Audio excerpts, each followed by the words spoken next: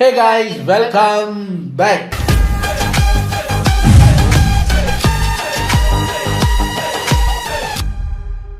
இன்னைக்கு நம்ம Friday films தமிழ்ல இருந்து ஒரு வீடியோ. யூசுவலாக எல்லா நடிகர்களோட ரைஸ் அண்ட் ஃபால் போட்டுக்கிட்டு இருந்தாரு.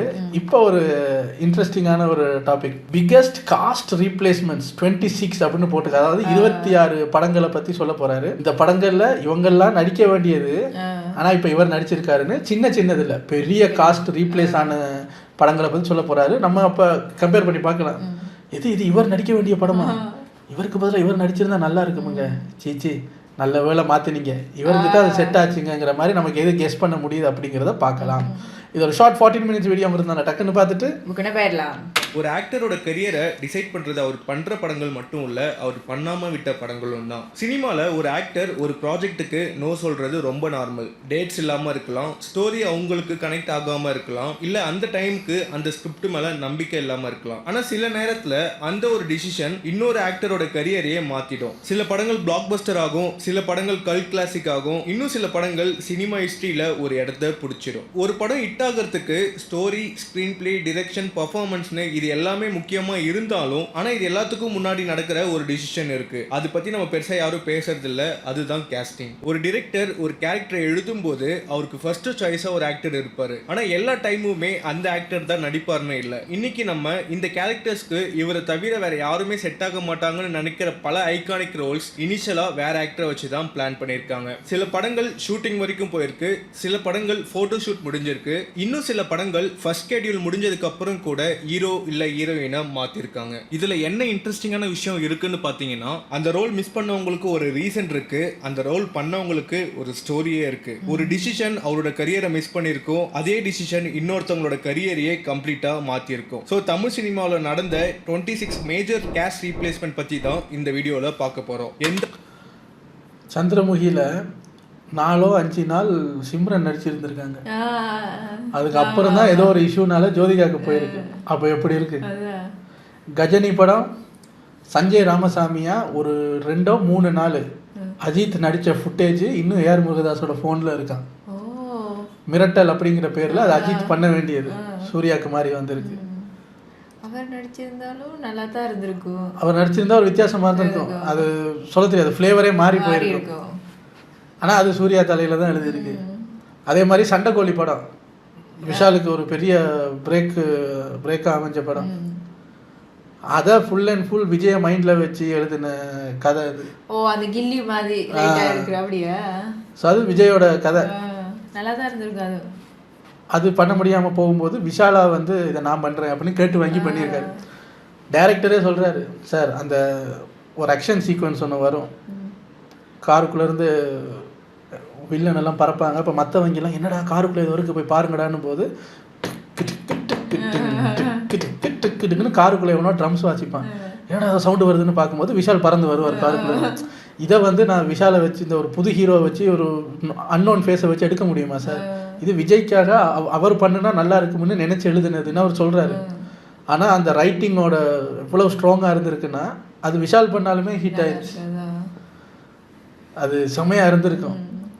கிட்டத்தட்ட அந்த கில்லி மாதிரி தான். அந்த கில்லியில் வந்து முத்து பாண்டியவே நடுவில் வச்சு குத்தி விட்டானுங்க, இவன் சத்தியமாக இந்த ஒரு காரன் கிடையாது. அதே ஃப்ளேவரில் தான் அந்த பஸ்ஸுக்குள்ளே இருந்து நீ அடித்தது யாரை தெரியுமா, அந்த வில்லனோட பேரை சொல்லி இப்போ மாசி அப்படின்னா நீ அடித்தது மாசின்னொன்னே மாசியா பயந்து ஓடுவார்னு பார்த்தா யுவனோட பிஜிஎம்முக்கு அப்படியே உள்ளேருந்து பஸ்ஸுலேருந்து இறங்கி மாசி அடிக்க வருவார்ல. அதில் நான் லிங்குசாமி இன்டர்வியூவை பார்த்துட்டு விஜயை வச்சு யோசிச்சு பார்த்தேன், நல்லா இருந்திருக்கும் இல்லை, ஆனால் அது விஷாலுக்குன்னு தான் இருக்கு. இந்த படம் யார் ஃபர்ஸ்ட் சாய்ஸ், எந்த ரீசன்னால கேஸ்ட் சேஞ்ச் ஆச்சு, கடைசியா யார்கிட்ட எப்படி போச்சுன்னு தான் பார்க்க போறோம். ஃப்ரைடே ஃபிலிம்ஸ் தமிழை நீங்க ஃபர்ஸ்ட் டைம் பாக்குறீங்க இல்ல சப்ஸ்கிரைப் பண்ணாம பாக்குறீங்கன்னா சப்ஸ்கிரைப் பண்ணிடுங்க. வீடியோக்குள்ள போலாம்.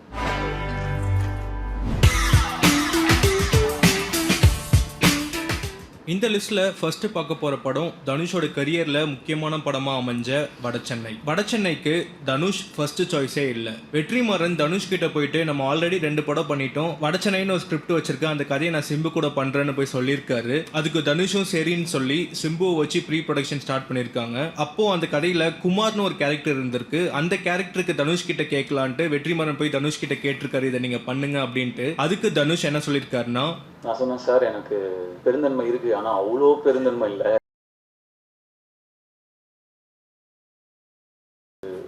உடன்பாடு இல்லை சார், தப்பா நினைச்சுக்காதீங்க, நான் அது பண்ணல அப்படின்னு நான் சொல்லிட்டேன். ஷூட் டைம்ல சிம்பு யூஎஸ்ல ஒரு 3 மாசம் இருக்கிற மாதிரி இருந்ததுனால அகைன் இந்த ப்ராஜெக்ட் தனுஷ் கிட்ட போய் அப்புறம் ஓகே ஆகி பண்ண படம் தான் வடசென்னை. இதே மாதிரி வடசென்னையில ராஜன் கேரக்டருக்கு அமீர் இனிஷியல் சாய்ஸே கிடையாது. வெற்றிமாறன் ஃபர்ஸ்ட் விஜய் சேதுபதி கிட்ட தான் கேட்டிருக்காரு. பட் விஜய் சேதுபதி கிட்ட டேட்ஸ் இல்லாததுனால பண்ணலன்னு சொல்லிட்டாரு. அப்போதான் 96 ஷூட்டும் போயிட்டு இருந்துச்சு. அது மட்டும் இல்லாம லைனா வேற படத்தையும் கமிட் பண்ணி வச்சிருந்தாரு. அடுத்து ரவி தேஜா கிட்டயும் கேட்டிருக்காரு, அவரும் பண்ணலன்னு சொல்லிட்டாரு. கடைசியா தான் அமீரை லாக் பண்ணாங்க ராஜன் கேரக்டருக்கு. இப்போ அமீர் பண்ணதே படத்துல நல்லாவே ஒர்க் அவுட் ஆச்சு. பட் விஜய் சேதுபதி பண்ணியிருந்தா அது ஒரு வேற ஸ்பேஸ்ல இருந்திருக்கும். அதை நினைச்சு பார்க்கவே சூப்பரா இருக்கு, செம சூப்பரா இருந்திருக்கும்னு எனக்கு தோணுது. இந்த லிஸ்ட்ல அடுத்த படம் அமீர் சூப்பரா பண்ணாரு.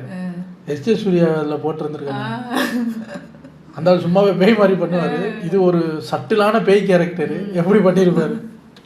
ரஞ்சித்தோட மெட்ராஸ். ரஞ்சித் இந்த படத்தை ஜீவா கிட்ட தான் ஃபர்ஸ்ட் இனிஷியலா நரேட் பண்ணிருக்காரு. கதையை கேட்ட ஜீவா படத்துல வயலன்ஸ் அதிகமா இருக்கிறதுனால இந்த கதையை நான் பண்ணலன்னு சொல்லிட்டு அந்த டைம்ல யான் படத்துக்கு கமிட் ஆகுறாரு. அதுக்கப்புறம் கார்த்தி கதை கேட்டு அவர் ஓகே பண்ணி ரிலீஸ் ஆன படம் தான் மெட்ராஸ். அண்ட் கார்த்தியோட கரியர்லயே ஒன் ஆஃப் த பெஸ்ட் பிலிமாவும் அமைஞ்சது. இங்க ஜீவாக்கு ஒரு மிகப்பெரிய லாஸ்னே சொல்லலாம். மெட்ராஸ் படத்துக்கு முன்னாடியே ரஞ்சித் சார்பேட்டா ஸ்கிரிப்டையும் ரெடி பண்ணி வச்சிருந்தாரு. மெட்ராஸோட சக்சஸ்க்கு அப்புறம் கார்த்தி அண்ட் ரஞ்சித் திரும்ப ஒன்னா சேர்ந்து அடுத்த படம் சார்பேட்டா பண்றதா இருந்துச்சு. அந்த டைம்ல ரஞ்சித்துக்கு ரஜினி கிட்ட இருந்து ஆஃபர் வந்ததுனால அவர் கபாலி படத்துக்கு போயிட்டாரு. அப்புறம் பேக் டு பேக் தலைவர் கூட கபாலி காலான் பண்ணி முடிச்சதுக்கு அப்புறம் கார்த்தி கிட்ட வந்திருக்காரு சார்பேட்டா பண்ணலான்னு. பட் கார்த்தி அந்த டைம்ல பொன்னியின் செல்வன்ல கமிட் ஆனதுனால சார்பேட்டா பண்ண முடியாம போகுது. இந்த சான்ஸ் தான் ஆர்யாக்கு கிடைச்சி ஒரு மிகப்பெரிய கல்ட்டு படமா அமைஞ்சது சார்பேட்டா பரம்பரை. இது வெறும் வாய்ப்பா மட்டும் அமையல ஆர்யாக்கு, அவருக்கு ஒரு கம்பேக்காவும் அமைஞ்சது சார்பேட்டா பரம்பரை. இந்த லிஸ்ட்ல அடுத்த படம் விஷ்ணு விஷாலுக்கு அவரோட கரியர்லயே மிகப்பெரிய பிளாக் பஸ்டரா அமைஞ்ச ராட்சசன். இனிஷியலா இந்த படம் ஜெய் கிட்ட தான் போயிருக்கு. ஜெய் இந்த படத்தை ஓகே சொல்லி 6 மாசம் இந்த படத்துக்காக ஒர்க்கும் பண்ணிருக்காரு. அதுக்கப்புறம் ப்ரொடக்ஷன் சைட்ல ப்ராப்ளம் வந்து ப்ரொடக்ஷன் சேஞ்ச் ஆனதுனால பட்ஜெட் ப்ராப்ளம் வந்து கடைசியா தான் விஷ்ணு விஷாலுக்கு வந்திருக்கு ராட்சசன் படம். இன்னொரு ஃபேக்ட் என்னன்னு பாத்தீங்கன்னா ராட்சசன் படத்தை 17 ஆக்டர் அப்புறம் 21 ப்ரொடியூசர் ரிஜெக்ட் பண்ணிருக்காங்க. இது எல்லாத்தையும் தாண்டி நம்ம கிட்ட வந்து பிளாக் பஸ்டர் ஆச்சு ராட்சசன். 17 ஆக்டர்ஸ் ரிஜெக்ட் ஜெய் பண்ணியிருந்தாலும் நல்லா இருந்திருக்கும். ஏன்னா விஷ்ணு விஷாலை விட இவரெல்லாம் அந்த ஹீரோயிசத்துக்கு செட் ஆக மாட்டாருங்கன்ற ஒரு ஃபேஸ் வந்து ஜெய்கிட்ட இருக்கு, நம்ம விட்டு பையங்கிற மாதிரி. அந்த கேரக்டர் இதை விட இன்னும் அவருக்கு ஷூட் ஆகிருக்கும். ஆனால் எதுக்குங்க 21 பேர் ரிஜெக்ட் பண்ணீங்க? கதை பிடிக்கலையா இல்லை புரியலையா? புரியலை போல. பண்ணதை இவர் எதுவுமே யோசிக்காம இந்த ஸ்கிரிப்ட் மேல நம்பிக்கை வச்சு பண்ணது இவருக்கு எல்லாத்தையுமே சேர்த்து கொடுத்துச்சு. அடுத்த படம் நம்மளோட ஆல் டைம் ஃபேவரட் படமான சிவா மனசுவ சக்தி. சுப்பிரமணியபுரம் ஷூட் அப்போ டைரக்டர் ராஜேஷ் ஜெய் கிட்ட தான் இந்த கதையை நரேட் பண்ணி ஆக்ட் பண்றதுக்காக ட்ரை பண்ணிருக்காங்க ஜெய்யை இந்த படத்துல கேஸ்ட் பண்றதுக்காக. பட் அந்த டைம்ல ஜெய் ஆல்ரெடி ஒரு 3 படம் கமிட் ஆயிருந்ததுனால எஸ்எம்எஸ் பண்ண முடியாதுன்னு சொல்றாரு. இந்த சான்ஸ் தான் ஜீவாக்கு போய் ஒரு கல்ட் படமா ஆச்சு சிவா மனசுவ சக்தி. எஸ்எம்எஸ் படத்தை தொட்டு ஒரு பட்டர்ஃப்ளை எஃபெக்டே நடந்துச்சு. அது என்னன்னு பாத்தீங்கன்னா இனிஷியலா வாமனன் படம் ஜீவா தான் பண்றதா இருந்துச்சு. எஸ்எம்எஸ் கதையை கேட்டு ஜீவா புடிச்சு போய் நான் பண்றேன்னு வாமனன் ப்ராஜெக்டை விட்டுட்டு எஸ்எம்எஸ் பண்ண போறாரு. சுப்பிரமணியபுரம் படத்தை முடிச்சிட்டு வாக் வாட்டர் கட்டிங் ஜெய் பண்றதா இருந்துச்சு. பட் ப்ரொடக்ஷன் ப்ராப்ளம்னால டிலே ஆன அந்த ப்ராஜெக்ட் இந்த மாதிரி வாமனன் ஒரு ப்ராஜெக்ட் இருக்கு, அந்த கதை ஜெய் கிட்ட வருது. கதையை கேட்டுட்டு நான் நடிக்கிறேன்னு வாமனன் படத்துல நடிக்கிறாரு. ஜீவா பண்ண வேண்டிய வாமனன் படம் ஜெய் பண்றாரு, ஜெய் பண்ண வேண்டிய எஸ்எம்எஸ் படம் ஜீவா பண்றாரு. இதுல ஜீவாக்கு தான் பெத்த லாபம். அடுத்த படம் 6 நேஷனல் அவார்டு வாங்கின வெற்றிமாறனோட ஆடுகளம். ஆடுகளம்ல ஐரின் கேரக்டருக்கு த்ரிஷாவை தான் கன்ஃபார்ம் பண்ணிருந்தாங்க. ஃபர்ஸ்ட் ஷெட்யூல் ஷூட்டையும் முடிச்சிருக்காங்க த்ரிஷாவை வச்சு. அதுக்கப்புறம் ஷூட் டிலே ஆனதுனால த்ரிஷா அடுத்த டைரக்டர் பிரியதர்ஷனோட கட்டமேத்தான ஒரு பாலிவுட் படம் பண்றதா இருந்துச்சு. அந்த டேட்ஸ் ஆடுகளம் ஷூட் டிலே ஆனதுனால கிளாஷ் ஆகுது. சோ அதனால த்ரிஷா ஆடுகளம் விட்டுட்டு அந்த படத்துக்கு போற மாதிரி ஆயிடுச்சு. அதுக்கப்புறம் தான் டாப்ஸி உள்ள வராங்க ஐரின் ரோல் பண்றதுக்கு. டாப்ஸிக்கு ஒரு சூப்பரான டெபியூவாகவே அமைஞ்சது ஆடுகளம். இந்த லிஸ்ட்டில் அடுத்த படம் ஜிவிஎம்மோட ஒரு காதல் காவியம்னே சொல்லலாம், விண்ணை தாண்டி வருவாயா. ஜிவிஎம் இந்த கதையை ஆக்சுவலாக எழுதுனது யாருக்குன்னா மகேஷ் பாபுக்கு.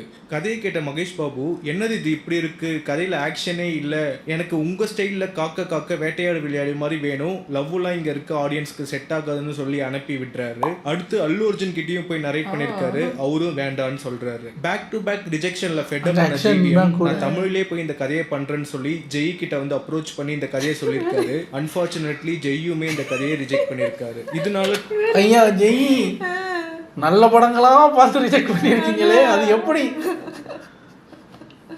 எல்லாரும் நல்ல இல்லாத படங்களை ரிஜெக்ட் பண்ணிட்டு நல்ல கதையை சூஸ் பண்ணுவாங்க. இவருக்கு ஒரு ஸ்பெஷல் டேலண்ட் என்ன சார், நல்ல கதையெல்லாம் ஒதுக்கிட்டு நல்லா இல்லாத கதையை மட்டும் செலக்ட் பண்றதா என்னோட ஸ்பெஷல் டேலண்ட்.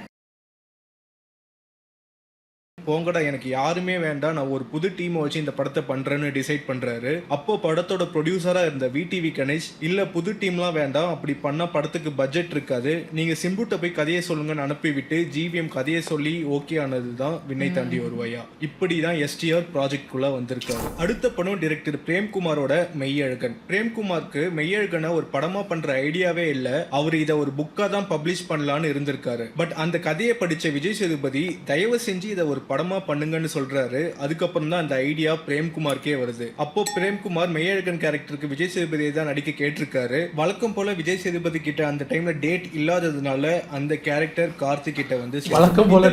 அடுத்த படம் இண்டஸ்ட்ரி ஹிட்டான தலைவரோட சந்திரமுகி. சந்திரமுகியில கங்கா கேரக்டருக்கு இனிஷியலா சிம்ரனை தான் கமிட் பண்ணியிருந்தாங்க. கமிட் பண்ணி அவங்கள வச்சு 1 வீக் ஷூட்டுமே பண்ணிருக்காங்க. அந்த டைம்ல தான் சிம்ரன் கன்சீவ் ஆகுறாங்க. படத்துல டான்ஸ் ஜம்ப்னு ரொம்ப இன்டென்சிவான பாடி மூவ்மெண்ட் இருக்கிறதுனால இந்த டைம்ல இப்படி பண்ணா கரெக்டா இருக்காது. பட் ப்ராஜெக்டை விட்டு போகவும் இஷ்டம் இல்லாம வேற வழி இல்லாம சிம்ரன் அழுதுட்டே இந்த ப்ராஜெக்டை விட்டு வெளியே போறாங்க. அதுக்கப்புறம் ரெஸ்ட் இஸ் ஹிஸ்டரி. இந்த லிஸ்டோட அடுத்த படம் ஜிவிஎம்மோட காக்க காக்க. ஜோதிகா தான் ஃபர்ஸ்ட் ப்ராஜெக்ட் உள்ள வராங்க.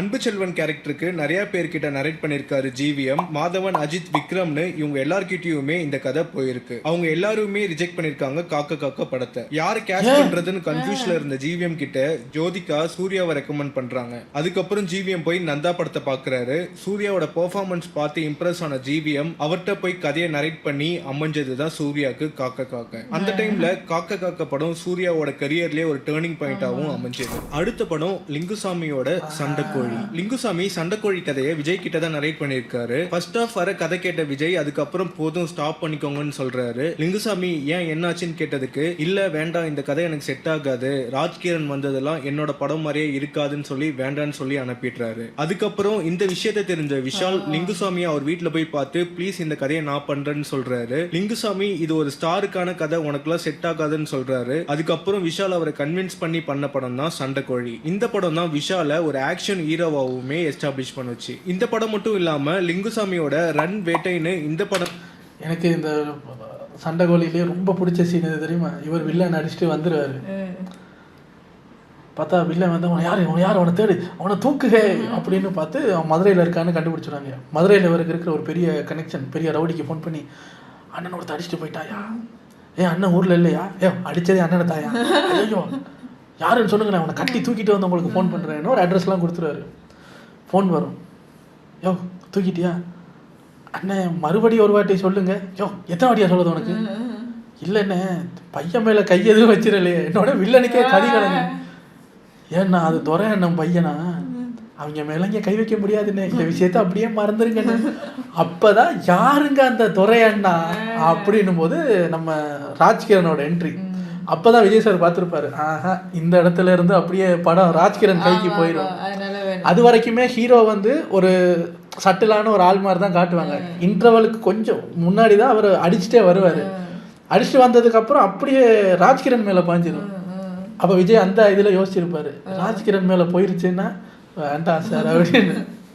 விருப்பங்களும் தளபதி கிட்ட போயிருக்கு. பட் எதுவுமே மெட்டீரியலைஸ் ஆகவே இல்லை. அடுத்த படம் சங்கரோட எந்திரன். முதல்வன் முடிச்ச அப்போவே சங்கரோட அடுத்த படம் ரோபோன்னு அனௌன்ஸ்மெண்ட் வருது. கமலஹாசன் பிரீத்தி சிந்தா வச்சு போட்டோ ஷூட்டுமே பண்ணி ரிலீஸ் பண்ணாங்க.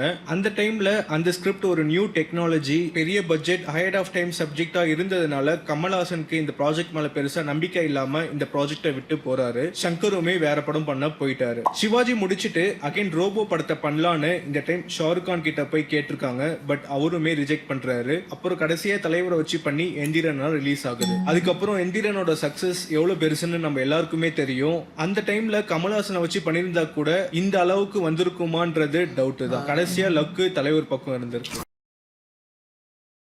பாலாவும் அஜித் குமாரும் சேர்ந்து தான் இந்த படம் பண்றதா இருந்துச்சு. பட் அவங்களுக்குள்ள கிரியேட் ஆன கிளாஷ்னால படம் தள்ளி போச்சு. பட் அஜித் முன்னாடியே இந்த படத்துக்காக 1 கோடி அட்வான்ஸும் வாங்கியிருக்காரு. ஒரு நாள் ப்ரொடியூசர்ஸ், ஃபினான்ஷியர்ஸ், அஜித் எல்லாரும் ஒரு ஹோட்டல்ல இந்த விஷயத்தை சார்ட் அவுட் பண்ணணும்னு போயிருக்காங்க. அப்போ ஃபினான்ஷியர் எல்லாரும் அவர் வாங்கின அமௌண்ட்டை இன்ட்ரெஸ்டோட ஒரு 3 கோடியா கொடுக்கணும்னு கேட்டிருக்காங்க. அதுக்கு அஜித் பாலானால தான் இந்த படம் டிலே ஆச்சு, என்னால கொடுக்க முடியாதுன்னு சொல்றாரு. அப்போ அங்க எல்லாரும் சேர்ந்து ஏகேவை டார்கெட் பண்ணி ரவுண்டு கட்டியிருக்காங்க. அப்போ அஜித் கேஷுவலா ஒரு விஷயம் பண்ணிருக்காரு. அவர்கிட்ட இருந்த ஒரு பிஸ்டலை கேஷுவலா பின்னாடியில இருந்து எடுத்து டேபிள் மேல வச்சிருக்காரு. எல்லாரும் பயந்து ஒரு 2 ஸ்டெப் பின்னாடி போய் சைலண்ட் ஆகுறாங்க. அதுக்கப்புறம் அஜித் கொடுக்க வேண்டிய செட்டில்மெண்ட்டை கொடுத்துட்டு ப்ராஜெக்டை விட்டு கம்ப்ளீட்டா வெளியே வர்றாரு. அதுக்கப்புறம் தான் இந்த கதை ஆர்யாக்கு போய் அவரை ஓகே பண்ணி நான் கடவுளா ரிலீஸ் ஆச்சு. நான் கடவுள் படத்தினாலேயே இன்னொரு படமும் அஜித்தை விட்டு போகுது. அதுதான் கஜினி. எஸ், கஜினியுமே அஜித் பண்ண வேண்டியதுதான். போஸ்டருமே ரிலீஸ் பண்ணாங்க மிரட்டல்னு பேர்ல. அப்போ நான் கடவுளுக்காக முடி வளர்த்துட்டு இருந்த ஏஆர் முருகதாஸ் மிரட்டல் படத்துக்காக மொட்டை அடிக்க சொல்றாரு. அதுக்கு அஜித் இல்ல, நான் கடவுளுக்காக எனக்கு லாங்கர் வேணும், மொட்டை அடிக்க முடியாது அப்படின்னு சொல்லிடுறாரு. அதனால அந்த ப்ராஜெக்ட் அவர் விட்டு போகுது. அதுக்கப்புறம் அது சூர்யாக்கு போய் கஜினியா மாறுச்சு. கஜினி சூர்யாவோட கரியர்ல இன்னொரு பெரிய பிரேக்கா அமைஞ்சது. இந்த லிஸ்ட்ல அடுத்து பார்க்க போற படம் அகைன் ஒரு அஜித் குமாரோட படம் தான். பட் இந்த டைம் அவர் மிஸ் பண்ணல, வேற ஒருத்தர் மிஸ் பண்ணதுனால அஜித் குமாருக்கு இந்த படம் வந்துச்சு. அந்த படம் ராஜீவ் மேனனோட கண்டு கொண்டேன். இந்த படத்துக்கு இனிஷியலா பிரசாந்த் தான் ஓகே பண்ணிருக்காரு ராஜீவ் மேனன். பட் பிரசாந்த் எனக்கு பேரா ஐஸ்வர்யா ராய போட்டாதான் நடிப்பேன்னு சொல்லியிருக்காரு. அதுக்கு ராஜீவ் மேனன் தம்பி நீங்க போலான்னு சொல்லி வழி அனுப்பி விட்டுறாரு. அதுக்கப்புறம் அந்த ரோலுக்கு ரீப்ளேஸ் பண்ணவர் தான் அஜித். படம் ரிலீஸ் ஆகி எல்லாருக்குமே ஒரு பெரிய பிளாக் பஸ்டர் சக்சஸா அமைஞ்சது கண்டு கொண்டேன். அடுத்த படம் கேவி ஆனந்தோட கோ. கேவி ஆனந்த் சிம்புவை தான் ஓகே பண்ணி வச்சிருக்காரு கோ படத்துக்கு. அவரை வச்சு டெஸ்ட் ஷூட்டுமே பண்ணிருக்காங்க. பட் வழக்கம் போல சிம்பு இந்த படத்தையும் விட்டுட்டு போறாரு. அந்த சான்ஸ் தான் அதுக்கப்புறம் ஜீவாக்கு போய் அவரோட கரியர்லயே மிகப்பெரிய பிளாக் பஸ்டர் படமா ஆச்சு கோ. வட சென்னை கோன்னு 2 மிகப்பெரிய கல்ட் படத்தை அவரோட கரியர்ல மிஸ் பண்ணிருக்காரு எஸ்டிஆர். அடுத்து சங்கரோட எல்லா படத்தையுமே எடுத்துட்டீங்கன்னா இனிஷியலா வேற ஒரு ஆக்டருக்கு தான் அந்த கதைகள் போயிருக்கு. ஜென்டில்மேன்ல ஆரம்பிச்சு எந்திரன் வர. ஜென்டில்மேனுக்கு சங்கர் இனிஷியலா சரத்குமார் கிட்ட தான் கதை சொல்லி அவர் தான் கன்ஃபார்ம் பண்ணி வச்சிருக்காரு. அப்போ சூரியன் படத்தோட சக்சஸ்க்கு அப்புறம் ஐ லவ் இந்தியா படம் பண்றதா இல்ல ஜென்டில்மேன் பண்றதா இருக்கும்போது சரத்குமார் பவித்ரனோட படத்தை பண்ண போறேன்னு இந்த படத்தை விட்டுட்டு போறாரு. அதுக்கப்புறம் ப்ரொடியூசர் கிட்ட கமலோட டேட்ஸ் இருந்ததுனால சங்கரை கதையை நரேட் பண்ண அனுப்பி விட்டுறாரு. கதையை கேட்ட கமல்ஹாசன் சங்கரோட ஐடியாலஜில முரண் இருந்ததுனால இதை பண்ண மாட்டேன்னு சொல்லிடுறாரு. அப்புறம் லாஸ்டா போய் கதையை சொல்லி அதை ஓகே பண்ணவர் தான் அர்ஜுன். சரத்குமார், கமல்ஹாசன் இவங்க எல்லாரையும் தாண்டி அர்ஜுனுக்கு ஜென்டில்மேன் வருது ஒரு பெரிய சக்சஸாவும் அமைஞ்சது. இதே மாதிரி காதலன் படத்துக்கு பிரசாந்த் தான் கேட்டிருக்காங்க. அவர் ரிஜெக்ட் பண்ணதுக்கு அப்புறம் ப்ரொடியூசர் தான் பிரபுதேவாவை சஜஸ்ட் பண்ணிருக்காரு. அப்புறம் அவரை வச்சு பண்ணி வந்தது தான் காதலன். சங்கர் அடுத்து எழுதின இந்தியன் கதை ரஜினியை தான் மைண்ட்ல வச்சு எழுதியிருக்காரு. பட் ரஜினி கதையை கேட்டு பண்ண மாட்டேன்னு சொல்லிடுறாரு. அதுக்கப்புறம் தான் கமல் கிட்ட போய் இந்தியனா ரிலீஸ் ஆகி பல ரெக்கார்ட்ஸை கிரியேட் பண்ணுச்சு. சங்கர் அடுத்து பண்ண முதல்வன் கதையுமே ஃபர்ஸ்ட் ரஜினி கிட்ட தான் சொல்லியிருக்காரு. ஆனா ரஜினி இந்த கதையுமே ரிஜெக்ட் பண்ணிருக்காரு. அடுத்து விஜய் கிட்டையும் போயிருக்கு. எஸ்ஏசிக்கும் சங்கருக்கும் நடுவுல ப்ராப்பர் கம்யூனிகேஷன் இல்லாததுனால இந்த ப்ராஜெக்ட் விஜய்க்கு மிஸ் ஆகுது. ஃபைனலா தான் அர்ஜுன் உள்ள வந்து முதல்வனா ரிலீஸ் ஆச்சு. ஜென்டில்மேன், முதல்வன் இந்த 2 படமுமே அர்ஜுனுக்கு ஒரு கல்ட்டு படமா அமைஞ்சது. முதல்வன் மட்டும் விஜய் நடிச்சிருந்தா இப்போ எடிட் பண்ணுறதுக்கு வசதியாக இருந்திருக்கு. அவர் இப்போ சிஎம் ஆனோன்னு தேட தேவையில்ல, முதல்வன் படத்துலேருந்து எடுத்து போடுங்க சார், அதே மாதிரி தான் எல்லாம் நடக்குது அப்படின்னு எடிட்டிங் ஈஸியாக இருந்திருக்கும். எடிட்டர் வாழ்க்கையில் விளையாண்டுருக்கீங்களே சார், என்ன சார்.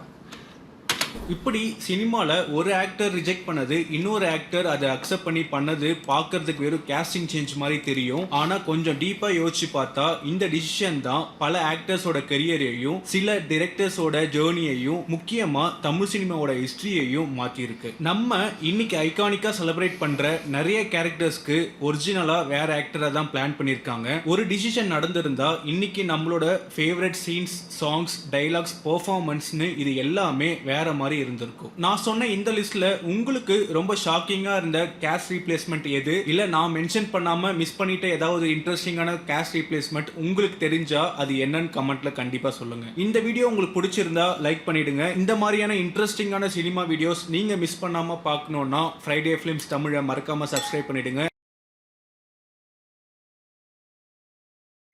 நல்லா இருந்தது. அது யார் யாருக்கு லைஃப் எப்படி எப்படி மாறி இருக்குன்னு பார்க்கும்போது ஆச்சரியமாகவும் சிரிப்பாகவும் இருக்கு. ஏன் சார் இப்படி பண்ணுறீங்க அவர் சொல்லுவார், தெரிஞ்சா சார் பண்ணுறேன், தெரிஞ்சா பண்ணுறேன். மற்றது அது அவங்களுக்கு தான் அமைக்கணும்னு இருந்திருக்குன்னு நிறையா பேர் இன்டர்வியூவில் கவலைப்பட்டு சொல்லியிருக்காங்க. ஸ்டார்டிங் ஸ்டேஜஸில் பரத்தோட காதல் இருக்குல்ல, அதெல்லாம் எனக்கு வந்த கதைங்க, அது பண்ண முடியாமல் போச்சுங்க, இதெல்லாம் எனக்கு வந்த கதைங்க, பண்ண முடியாமல் போச்சுங்க அப்படின்னு காதல் கூட கடைசியாக தான் பரத்கிட்ட போயிருக்கு. இதே மாதிரி நல்ல படங்கள் எல்லாம் தவற விட்டதில் நம்ம இவரும் ஒருத்தர், பாக்கியராஜ் சாரோட சன், அவர் யார், சாந்தனு, சுப்பிரமணியபுரம், அவர் பண்ண வேண்டியது பண்ணியிருந்தா அந்த லைஃப் அந்த கரியர் வந்து அவருக்கு மாறி இருக்கும். ஆனால் அவர் அதை பண்ணலை. சுப்பிரமணியபுரத்துக்குள்ள ஜெய் வந்துட்டார். ஜெய் எத்தனை மிஸ் பண்ணியிருக்காரு. மிஸ் பண்ணுறது ஒரு ஆர்ட் தான் போல இருக்கு.